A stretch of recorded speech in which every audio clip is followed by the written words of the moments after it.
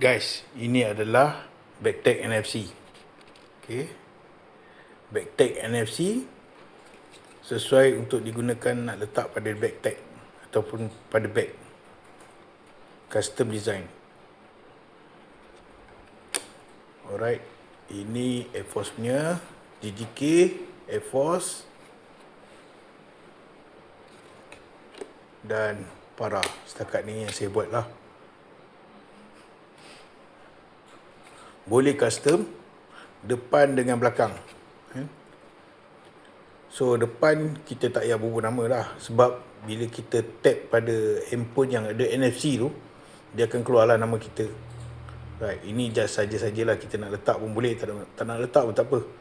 Manakala yang QR ni pula kita boleh letak ataupun tak nak letak. QR ni selalunya kita letak halaman website dan ataupun nombor telefon.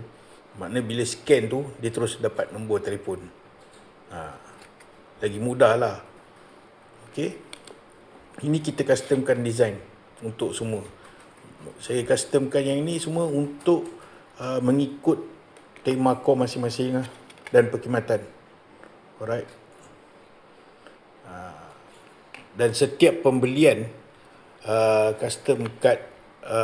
custom backtag ni, NFC backtag ni, saya akan bagi sekali dengan dia punya cover dan juga tali. Alright.